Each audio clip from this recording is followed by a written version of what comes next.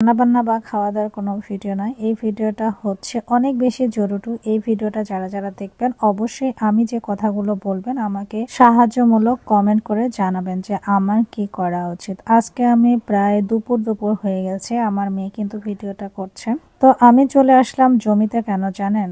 আসলে অনেক কষ্ট নিয়ে কিন্তু আমি এই কাজগুলো করছি। আর এইবার আমি গ্রামে যে উদ্দেশ্যে আসছি সে উদ্দেশ্য আমি জানি না কতটুকু সাকসেস হব বা হতে পারবো, আমি জানি না। কারণ যে মানুষগুলোর সঙ্গে আমি চলাফেরা করি সেই মানুষগুলোকে আসলে মানুষ এটা আমার জানা নেই। কারণ তারা এতটাই লোভী এবং পরের জিনিসপাতির প্রতি তাদের এত বেশি লোভ লালসা নিয়ে তাদের জীবনযাপন করে, আমি কল্পনাও করতে পারি না। আর এই বিলটা যে দেখছেন না, কিছুদিন আগে এটা পানি দিয়ে একদম ভরপুর ছিল, এখন কিন্তু শুকিয়ে গেছে, ছাগল বেঁধে রেখেছে। এই সময়টাতে সবসময় এই বিল একদম শুকনা থাকে। আর যখন দেখবেন বর্ষার সময় আমি যে জায়গাটা দিয়ে হাঁটছি এই জায়গাটাও কিন্তু ডুবে যায়। আমাদের এই বিলেও কিন্তু কিছু জায়গা আছে, কিন্তু ওই যে মানুষের কাছে টাকা নিয়ে খেয়ে বসে আছে, এইভাবে আসলে সবকিছু শেষ। এই যে জমিটা দিয়ে হাঁটছে এই জমিটাও কিন্তু আমার বাচ্চাদের, এই জমিটারও ফসল কিন্তু তারা খাচ্ছে। কারা খাচ্ছে আমি লাস্টে গিয়ে কিন্তু আপনাদেরকে বলবো। এখানে কলা এবং আলু আবাদ করেছে গত সিজনে, কিন্তু এটাতে কলা আর কি ছিল এটা আমি জানি না, তবে কলা ছিল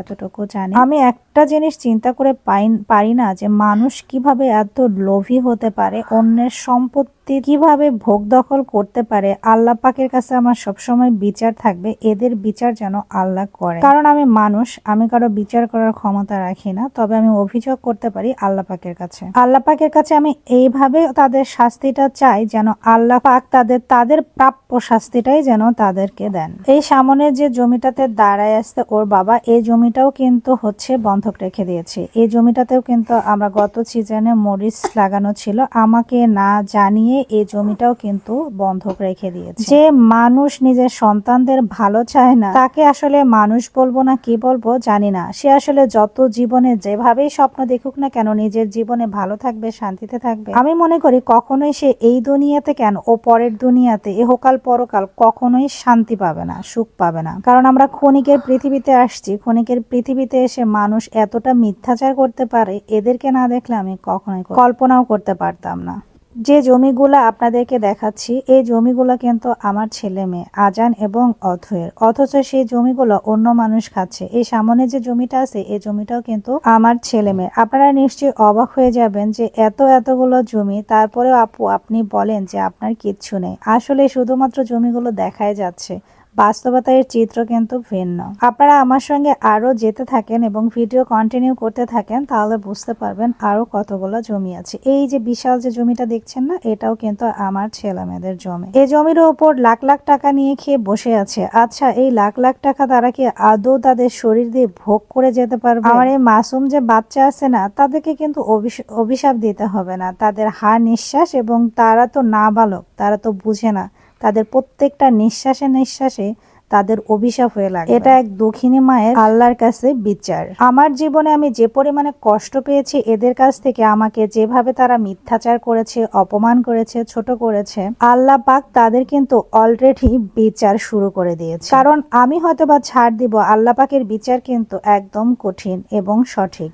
আমার সন্তানদের প্রাপ্য যদি তারা এভাবে ভোগ দখল করতে থাকে, হয়তোবা আমি নীরব হয়ে যাব, কিন্তু একটা সময় তারা বুঝতে পারবে। আর এই জমির টাকা পয়সা যারা ভোগ করেছে আল্লাহ পাক তাদের বিচার নিশ্চয়ই করবে। আমি প্রতি 5 ওয়াক্ত নামাজ পড়ার পরে আল্লাহর কাছে শুধু একটা বিচারে দিয়ে থাকি যে আল্লাহ, তুমি যে আমার সন্তানদের জমি যারা ভোগ দখল করে খাচ্ছে এবং টাকা পয়সা নিয়ে খেয়েছে, তাদের বিচার আমি তোমার হাতে ছেড়ে দিলাম। কারণ তাদের টাকা পয়সা কিন্তু আমি খাইনি, তারা কিন্তু আমার টাকা পয়সা খেয়েছে। এই যে সামনে যে জমিটা দেখছেন এটাও কিন্তু আমার ছেলে মেয়েদের জমি। আরো সামনে আসতে আমার সাথে থাকুন, তাহলে বুঝতে পারবেন। সব থেকে বড় কথা, এত জমি থাকার পরেও আমাকে সারা বছর আমার বাবার বাড়ি থেকে চাল নিয়ে এসে খেতে হয়। অথচ তারা নিজেদেরকে মানুষের কাছে পরিচয় দেয় তারা নাকি কোটিপতি। মানুষের সঙ্গে এতটাই অহংকার নিয়ে কথা বলে, মানুষকে এতটাই ছোট করে যে মানুষ যখন বলে তাদের কথা তাদের চোখে পানি আসে। যে মানুষগুলোকে তারা এভাবে ছোট করে আঘাত দেয়, তাদের চোখের পানি কিন্তু তাদের একটা সময় অভিশাপ হয়ে লাগবে। এত কিছু করার পরেও তারা কিন্তু অন্যায়ের পাশ থেকে সরেনি, কারণ তাদের অন্যায় দ্বিগুণ থেকে 4 গুণ হয়ে গেছে। দিনে দিনে হয়তো বা 6 গুণ 8 গুণ 10 গুণও হয়ে যেতে পারে। কারণ যে মানুষরা একবার অন্যায় করতে শুরু করে তারা কখনো আর সেই অন্যায়ের ভিতর থেকে বের হতে পারে না। আর এই যে দেখছেন না জমিগুলা, এই জমি দুইটাও কিন্তু আমার ছেলেমেয়ের। এই জমির উপরে টাকা নিয়ে তারা খাইছে, এতটাই মিথ্যাচার করেছে। ওই যে আমার তো একটাই কথা, আল্লাহ পাক যেন তাদের এমন বিচার করেন। আল্লাহর বিচার কিন্তু অনেক কঠিন।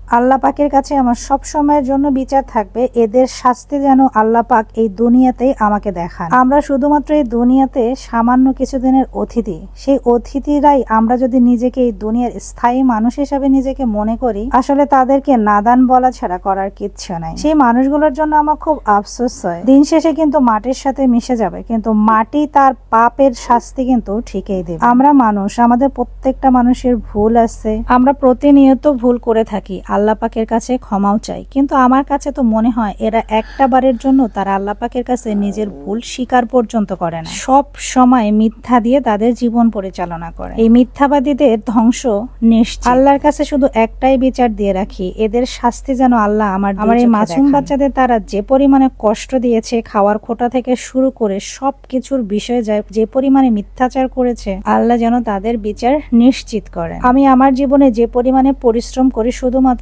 আমার সন্তানদের জন্য, আমার আত্মীয় স্বজন, পরিচয়, অসহায় মানুষ যারাই আসুক না কেন, আমি তাদেরকে কখনো খালি হাতে ফেরত দেই না। আমার সামর্থ্য অনুযায়ী চেষ্টা করি, হয়তোবা খুব বেশি দিতে পারি না, তবে যতটুকু পারি দেওয়ার চেষ্টা।